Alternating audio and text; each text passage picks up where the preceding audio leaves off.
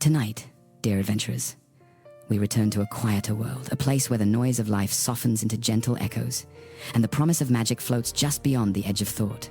I, Sleep Music, welcome you back to our warm little haven. Not long ago, I discovered a remarkable archive of fully translated Grimm folktales stories. Mysterious, enchanting, and at times dark enough to make even the bravest wanderer shiver. From familiar legends like Snow White and Little Red Cap, to hidden treasures such as the 12 Huntsmen and the Old Woman in the Woods, these tales have shaped countless modern stories we know today. As you listen, you may find yourself recognizing echoes of contemporary adventures, sprinkled like breadcrumbs along a forest path. But before our journey begins, let us settle. Find a place where your body can loosen and your mind drift freely. Close your eyes, breathe deeply, and allow the heaviness of the day to melt away. Your arms, your shoulders, your legs, everything grows light, as if the world itself has lifted its weight from you. Now that we have found stillness, we travel back to late 18th century Germany, to a modest town called Hanau. It was here that Jacob and Wilhelm Grimm were born, two brothers who, amid political upheaval and changing times, found refuge in the folk tales whispered by neighbors, family, and travelers. These stories were not merely entertainment, they were threads of cultural memory, fragile and in danger of fading forever. Determined to preserve them, the Grimm brothers journeyed village to village, listening, recording, and safeguarding each tale with extraordinary care. Their great collection, Kinder- und Hausmärchen, published in 1812, began with a modest number of tales but grew to include more than 200. Reception, as one might expect, was divided. Some praised the brothers for rescuing the nation's folklore. Others balked at the darkness within the stories, those grim shadows that linger even now. And yet, the tales spread across Europe, carried by readers who recognized themselves in the timeless struggles between good and evil, courage and cruelty, hope and despair. Centuries later, Walt Disney reshaped these stories into films that defined childhood for millions. His versions were softer, gentler, and gleaming with song, but at their core, the timeless themes endured. And so, with history behind us and imagination ahead, our first tale begins. The Juniper Tree. More than 2,000 years ago, there lived a wealthy man and his beautiful, devout wife. They loved one another deeply, but bore no children, though the woman prayed day and night for one. Before their home stood a juniper tree, and one winter's day, as the woman peeled an apple beneath its branches, she cut her finger. Drops of bright red blood fell onto the snow, and the sight moved her heart. "If only I had a child," she whispered. White as snow, red as blood. A quiet certainty washed over her as she spoke. Time passed. As the seasons unfurled, the snow melted, flowers bloomed, branches thickened, birds filled the woods with song. When she stood beneath the juniper tree in the 5th month, its fragrance filled her with joy so intense she fell to her knees. By the 7th month, she gathered the berries and ate them greedily before falling ill with sorrow.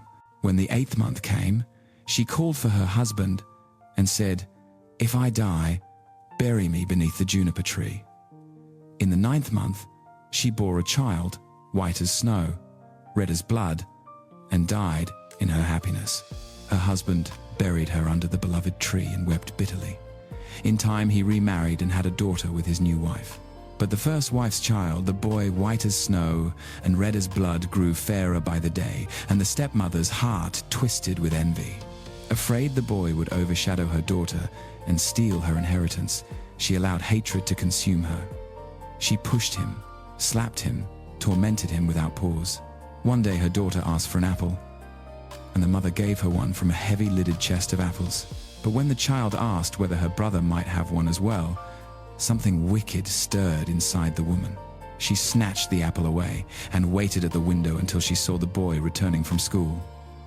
With the false sweetness of a snake, she said, "My son, would you like an apple?" When he stepped toward the chest, she urged him to lean inside and choose one, then slammed the lid down. His head flew off and rolled among the apples. Panic overtook her. She set the boy's head back upon his neck, wrapped a scarf around it, placed him on a chair, and put an apple in his lifeless hand. When her daughter found him pale and unresponsive, She struck his ear and the head tumbled off. Horrified, the girl screamed that she had killed her brother. The mother hushed her sharply. "Be quiet. No one must know. What's done is done." She chopped the boy to pieces, cooked him into stew, and served it to her husband, who ate it greedily, praising the delicious flavor while his daughter cried uncontrollably beside him. After the meal, the girl gathered her brother's bones, wrapped them in her finest silk scarf, and laid them tenderly beneath the juniper tree. As she did, her sorrow lifted. The juniper tree shook, mist rose, and from the heart of the firelight glow emerged a magnificent bird, glimmering with gold, red, and green. It soared into the sky, singing, "My mother, she killed me. My father, he ate me. My sister Marlene gathered all my bones, laid them beneath the juniper tree. Tweet, tweet, what a beautiful bird am I." The bird journeyed far, collecting gifts: red shoes for Marlene, a golden chain for the father, and a millstone for the wicked mother. When the bird returned home, it dropped the chain neatly around the father's neck. It dropped the shoes before Marlene. And finally, when the murderous stepmother stumbled out in terror, it released the millstone upon her head. When the smoke cleared, the little brother stood there alive once more, whole and smiling. He took his father and sister by the hand, and together they returned inside and ate happily. Little Snow White. Once upon a time, in the heart of midwinter, when snowflakes drifted from the sky like soft white feathers, a queen sat sewing beside a window framed with deep ebony wood. As she worked, she looked up to admire the falling snow, and in doing so pricked her finger. 3 drops of blood fell onto the white snow upon the windowsill, and their stark color struck her as beautiful. "If only I had a child," she thought, "as white as the snow, as red as the blood, and as black as the ebony frame." Not long after, her wish was fulfilled. She bore a daughter with skin white as snow, lips red as blood, and hair black as polished ebony. They named her Snow White. But as soon as the child entered the world, the queen departed it. A year later, the king took another wife, a woman breathtakingly beautiful, but proud and consumed by vanity. She possessed a magic mirror, and each morning she would stand before it and ask, "Mirror? Mirror on the wall? Who in this land is fairest of all?" The mirror always replied, "You, my queen, are fairest of all." And so she remained content. But Snow White grew in grace and loveliness with every passing year, until at 7 she was dazzling, radiant, even as the daylight itself. One morning, when the queen asked her familiar question, the mirror answered, "You, my queen, are fair, it is true, but Snow White is 1,000 times fairer than you." Jealousy twisted the queen's heart into something sharp and sickly. Pride bloomed like a poisonous weed within her. She could not bear the girl's existence. She summoned a huntsman. "Take Snow White deep into the woods," she commanded. "I must never see her again. Kill her and bring me her lungs and liver as proof." The huntsman obeyed, but when he looked into the child's innocent face, he felt pity rise like a tide. Snow White begged for her life, promising to flee far into the wild woods and never return. Unable to shed innocent blood, the huntsman let her go, thinking the forest beasts would surely finish the deed. A young boar happened to race past. He killed it and carried its organs back to the queen, who ordered them cooked with salt and devoured them with greedy satisfaction, believing she had eaten Snow White herself. Meanwhile, the girl wandered deeper into the vast forest. Terrified yet unharmed by the wild creatures that leapt toward her, she traveled until dusk fell and discovered a small cottage. She stepped inside and found everything immaculate yet tiny: 7 plates, 7 spoons, 7 knives, 7 forks, 7 mugs, and against the wall 7 neat little beds. Hungry and exhausted, she tasted a little from each plate and drank a sip from each mug, careful not to take too much. After trying each bed, she found the 7th to be just right and drifted into a peaceful sleep. Later that night, the owners returned 7 dwarfs, miners who worked the mountains for ore. They noticed immediately that someone had entered their home. One by one, each dwarf questioned what had been disturbed, until the seventh discovered Snow White sleeping in his bed. Astonished by her beauty, they let her rest until morning. When she awoke and saw them, she trembled in fear, but their voices were gentle as they asked her name. After hearing her story, her stepmother's murderous intent, the huntsman's mercy, her long journey, they offered her shelter. "If you will keep house for us," they said, "cook, sew, wash, and keep our home tidy, you may stay, and you shall want for nothing." Snow White gladly agreed. Each morning the dwarfs went off to dig for gold, and each evening she prepared their supper. Before leaving, they warned her, "Be careful. Your stepmother will learn you are alive. Let no one in while we are away." Back in the castle, the queen again stood before her mirror and asked, "Mirror, mirror on the wall, who in this land is fairest of all?" The mirror replied, "You, my queen, are fair, it is true, but Snow White, beyond the mountains with the 7 dwarfs, is still 1,000 times fairer than you." The queen's blood roared hot in her chest. She realized Snow White lived, and fury consumed her. Disguising her face as an old peddler woman, she traveled over the 7 mountains to the dwarf's cottage. She knocked and called out, "Fine wares for sale!" Snow White peered from the window. "I must not let anyone in. Surely you may look," the old woman coaxed, revealing colorful bodice laces woven with silken threads. Snow White, enchanted by their beauty, unbolted the door. "Let me lace you properly," the disguised queen said. But as she tightened the fresh laces, she pulled them swiftly and mercilessly until Snow White could no longer breathe.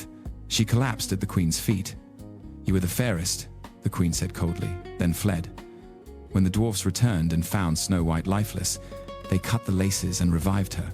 "That was the queen," they warned. "Do not open the door for anyone."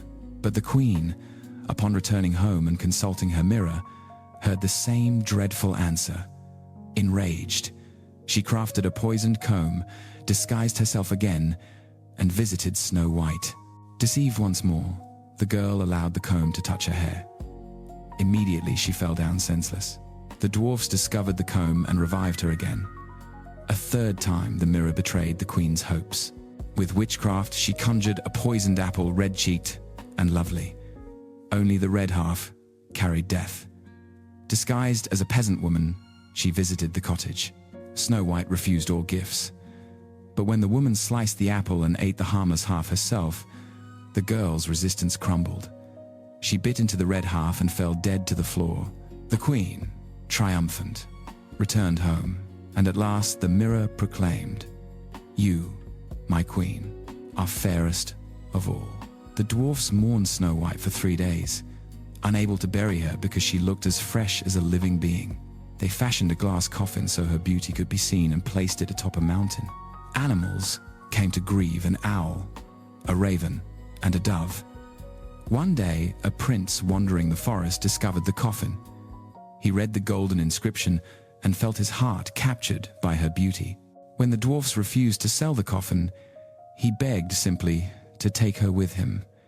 "We cannot live without seeing her," he said. Moved by his devotion, they allowed it. As his servants carried the coffin away, one stumbled, jolting the coffin so that the piece of poisoned apple dislodged from Snow White's throat. She opened her eyes, sat up, and asked, "Good heavens, where am I?" The prince knelt joyfully before her. "You are with me," he said. "Come to my father's castle. You shall be my wife." Snow White agreed, and preparations for their splendid wedding began. The queen, dressed in her finest, asked her mirror, "Mirror, mirror on the wall, who in this land is fairest of all?" The mirror replied, "You, my queen, are fair, it is true, but the young queen is 1,000 times fairer than you." Panic seized her, but she could not resist attending the wedding. When she arrived and recognized Snow White alive, terror froze her limbs. At Snow White's command, iron shoes were heated in burning coals. They were placed before the wicked queen, and she was forced to step into them and dance until she fell dead upon the floor. Little Red Cap. Once upon a time, there was a sweet young girl whom everyone adored, but no one loved her more than her grandmother, who was forever searching for the perfect gift to bring joy to the child. One day she presented her with a beautiful cap made of deep red velvet. It suited the girl so perfectly that she wore it everywhere, and soon people began calling her simply Little Red Cap. One morning, Little Red Cap's mother said to her, "Come, my dear, here is a piece of cake and a bottle of wine. Take them to your grandmother. She is ill and weak, and these will do her good. Remember your manners and pass along my greetings. Behave yourself on the path, and do not wander away, or you may fall and break the bottle. And when you reach her cottage, say good morning politely, and don't go peering into every corner. It'll do everything just right," Little Red Cap promised, giving her mother a firm, cheerful nod. Her grandmother lived deep in the forest, a half-hour walk from the village. As the girls skipped into the woods, a wolf stepped onto the path. She did not know he was a wicked creature, and she felt no fear. "Good day, Little Red Cap," the wolf said smoothly. "Thank you, wolf. And where are you off to so early?" "To grandmother's house." "What are you carrying beneath your apron?" "Cake and wine. Grandmother is sick, and these will help her grow stronger." "And where does your grandmother live?" the wolf pressed. "Just a quarter hour from here, under the 3 large oak trees. There's a hedge of hazel bushes nearby, surely you know it." The wolf thought, "What a tender little thing, juicy and sweet. Shall taste even better than the old woman. If I'm clever, I can have them both." They walked together a short distance before he said, "Little Red Cap, look around. Aren't the flowers in bloom?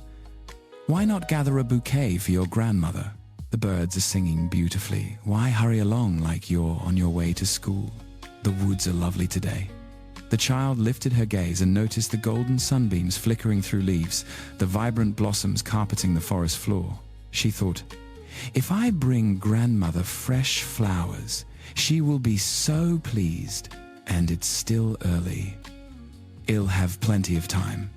She stepped off the path, wandering farther and farther in search of the perfect blossoms.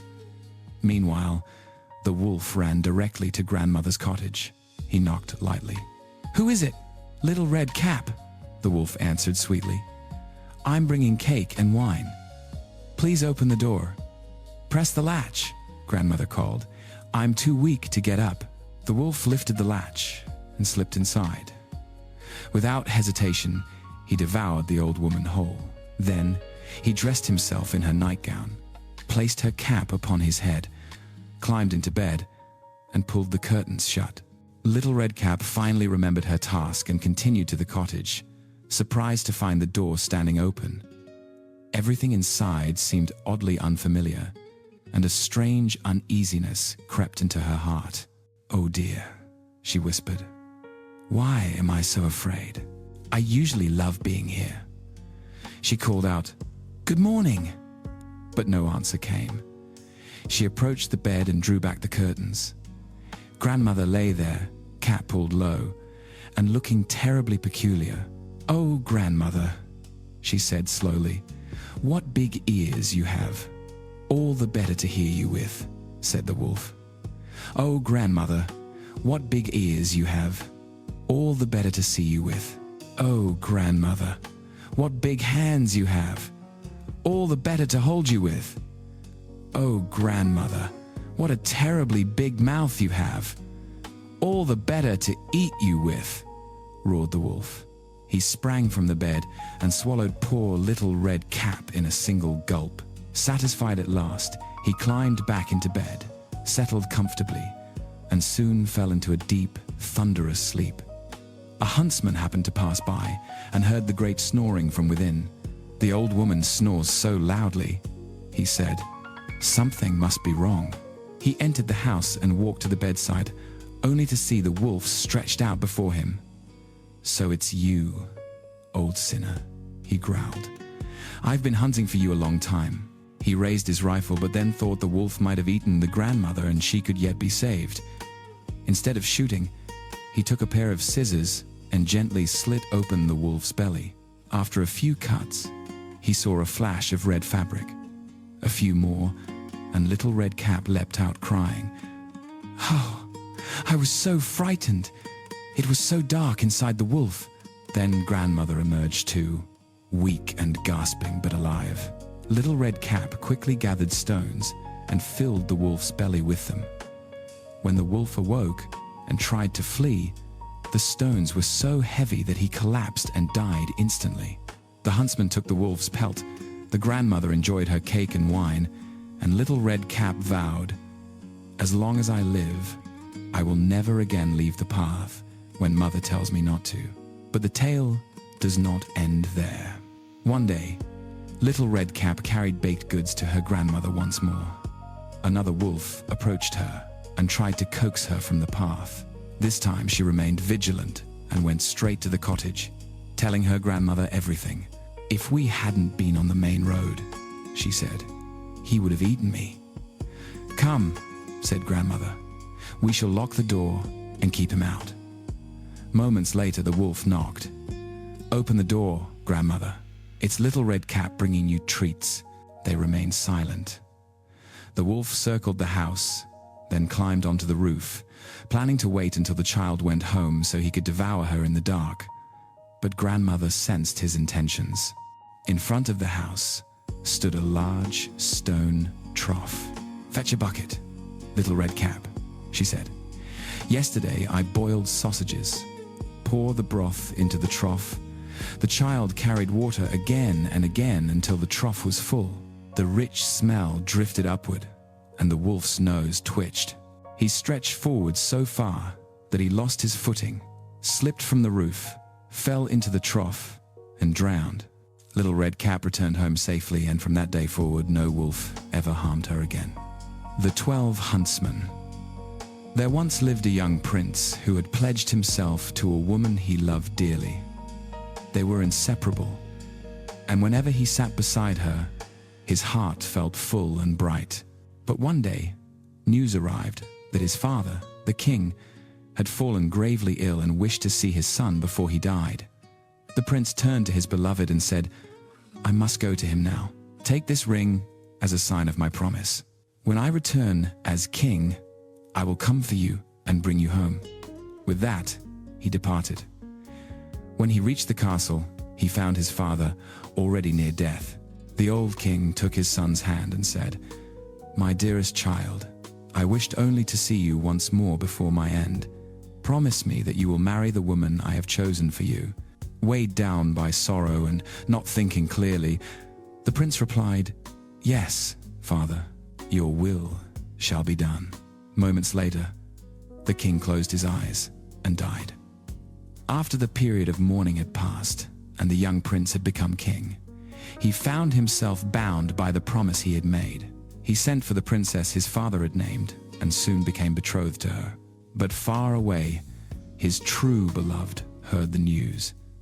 The heartbreak struck her so deeply that she nearly died of grief. Seeing how she suffered, her father said gently, "My child, you shall have whatever you desire." She thought long and hard and finally said, "Father, grant me 11 girls who look exactly like me, matching in face, figure, and height." "If it is possible, it shall be done," her father replied. He sent messengers throughout the kingdom, and before long, 11 girls were found who resembled her perfectly. The young woman then had 12 identical huntsman's outfits, made one for each of the girls, and the 12th for herself. When they were dressed, the 12 of them looked like a band of strong, handsome young hunters. She said goodbye to her father and rode away with the 11 others to the court of the king, her former fiancé, and asked whether he needed 12 huntsmen in his service. The king looked at them but did not recognize her beneath the disguise. "These are fine fellows," he said. "Yes, I will gladly take all 12. And so they became his huntsmen. Now, in the king's household lived a lion, an extraordinary creature who knew hidden truths and secret things. One evening the lion said to the king, "You believe you have 12 huntsmen?" "Yes," said the king. 12 fine young men." "You are mistaken," the lion responded. "They are 12 young women." "That cannot be," said the king. "Prove it." The lion replied, "Have peas scattered across the floor of your antechamber. Men walk with firm steps, they will not roll a single pea. But women step lightly, tripping or shuffling, and the peas will scatter." The king liked this plan and ordered peas to be spread across the floor. But one of the king's servants, who had grown fond of the huntsman, overheard the lion's idea and rushed to warn them. "The lion wishes to reveal who you truly are," he said. The princess thanked him warmly and gathered her companions. "Be strong, step firmly. Let not a single pea move beneath your feet." The next morning, the king summoned the huntsmen. As they walked across the antechamber, not a single pea stirred. Their strides were steady and resolute. The king turned to the lion. "You have deceived me, they walk like men," the lion replied. They knew they were to be tested and behaved accordingly. "Try again. Have 12 spinning wheels placed in the antechamber. No man will notice them, but women will be drawn to them instantly."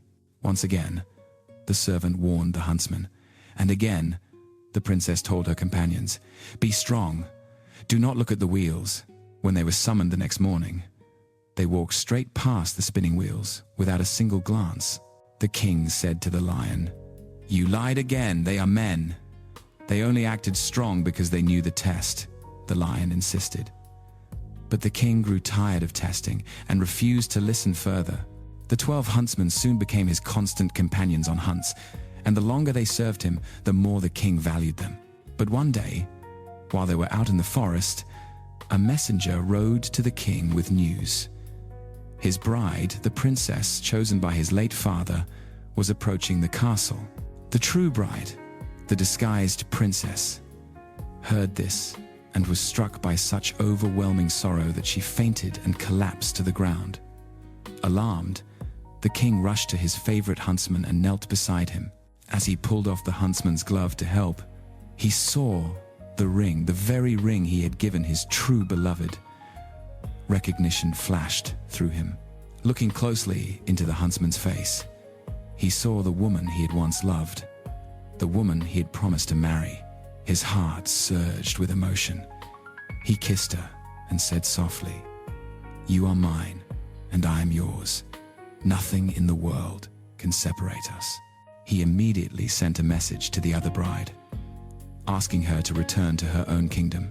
He told her gently, "One who has found an old key no longer needs a new one." After this, the king married his true beloved, and their wedding was celebrated with great joy. And the lion who had spoken the truth all along was welcomed once more into the king's favor. The ungrateful son. A man once sat outside his home with his wife, preparing to enjoy a roasted chicken together. As they were about to begin, the man saw his elderly father slowly approaching the gate. Without hesitation, he snatched up the chicken and hid it, unwilling to share even a bite. The old man arrived, greeted them kindly, had a drink of water, and left again. Only then did the son reach for the chicken he had hidden, but to his horror, it had transformed into a large, cold, warty toad. The creature leapt up and clung to his face with a sickening firmness, refusing to let go. Whenever someone attempted to remove it, the toad would glare so venomously, its bulging eyes fixed upon them, that no one dared touch it. And so the ungrateful son was forced to carry the toad everywhere he went. If he did not feed it daily, it would creep toward his mouth, threatening to devour food straight from his face.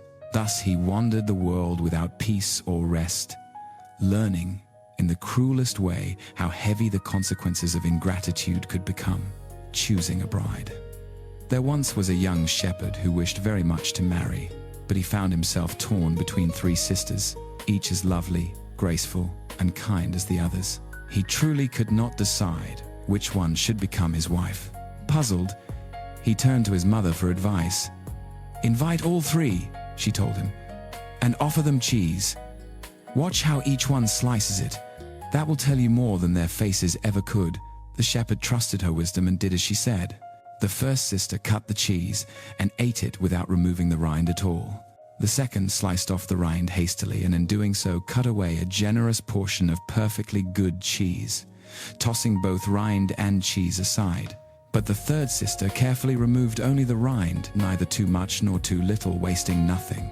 The shepherd returned to his mother and described everything he had seen. She smiled and said, "Choose the third. She is thoughtful, precise, and careful. She will make a fine wife." And so he married her, and their life together was long, content, and filled with quiet happiness. Old Sultan. A farmer once owned a faithful dog named Sultan.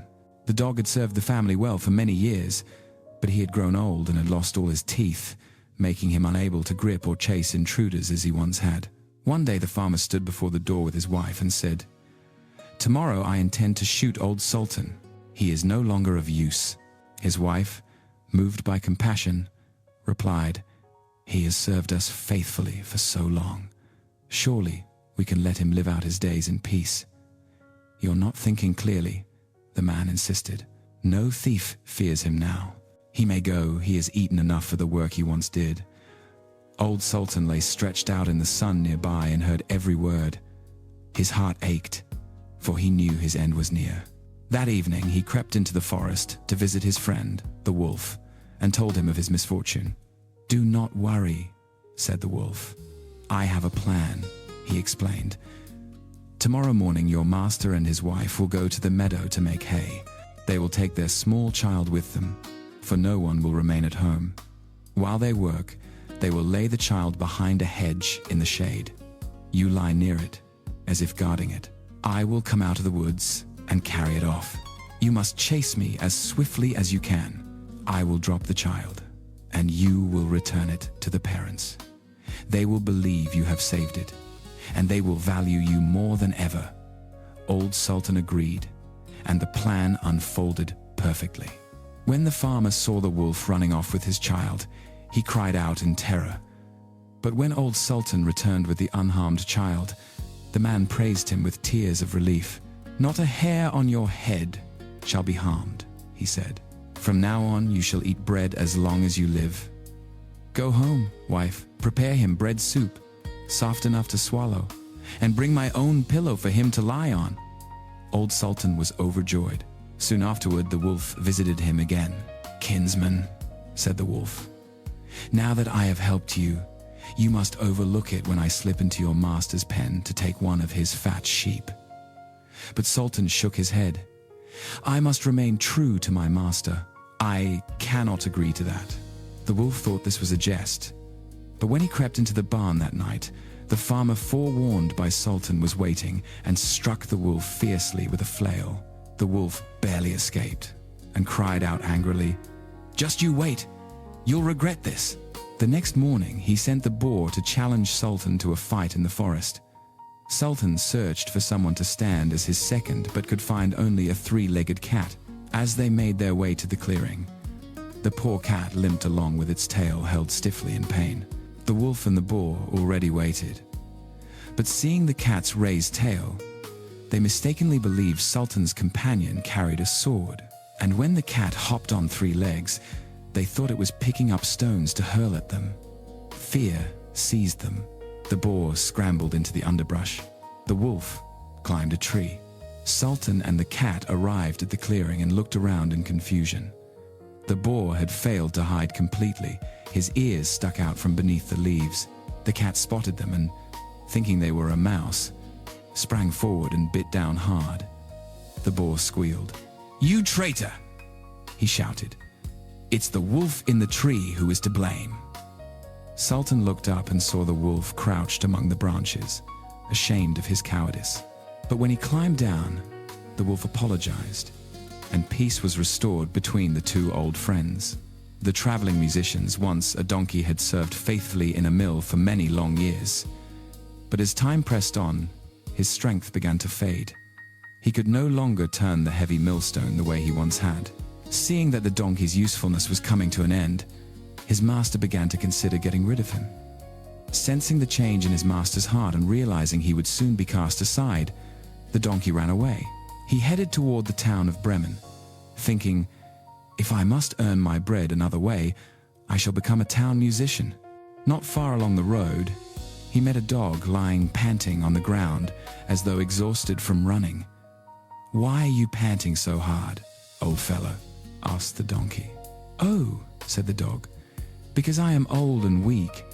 I can no longer hunt, and my master wanted to beat me. I fled. Now I must find a way to survive," the donkey said cheerfully. "Come with me to Bremen. I am going to become a town musician.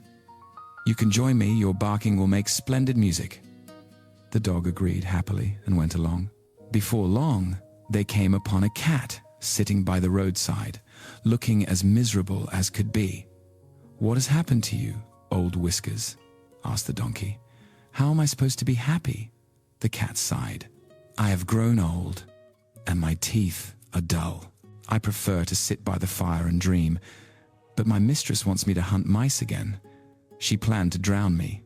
I ran away." "Come with us," the donkey said. "We're on our way to Bremen to become musicians. You have a fine voice for night songs." The cat agreed, and the three continued on together. Soon, they passed a farmyard where a rooster was crowing with all his might. "You're crowing as though your life depends on it," said the donkey. "What troubles you?" "I crow because I must," said the rooster. "Tomorrow is Sunday, and the cook told the mistress that she wants to put me in the soup. Tonight my head will be cut off, so I crow while I still can." "Come with us," said the donkey. "We're going to Bremen to become musicians. You have a powerful voice, we could use you." The rooster was delighted and joined them. By evening, they reached a forest and decided to rest. The rooster flew to the top of a tree to find a place to sleep. From there, he saw a dim light in the distance and called down, "There is a house shining not far from here." "Then let's go," said the donkey. "Perhaps there is food." They soon reached the house and peered through the window. Inside sat a band of robbers feasting around a large table. "What luck!" whispered the donkey. "If only we could get inside." After some discussion, the animals formed a plan. The donkey stood with his front hooves on the windowsill. The dog climbed onto the donkey's back. The cat perched atop the dog, and the rooster flew up to sit on the cat's head. When all was arranged, they began to perform their music. The donkey brayed, the dog barked, the cat yowled, and the rooster crowed. Their combined uproar shattered the silence of the night.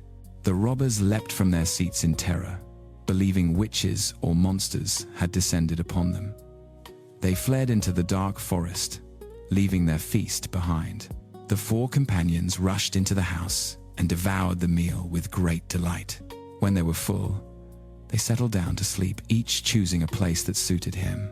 The donkey lay in the yard on some straw, the dog curled behind the door, the cat rested by the warm hearth, and the rooster perched in the rafters. Near midnight, the robbers, still shaken, sent one of their men back to the house to investigate. The man crept in quietly, but in the darkness, the cat leapt at his face, spitting and scratching.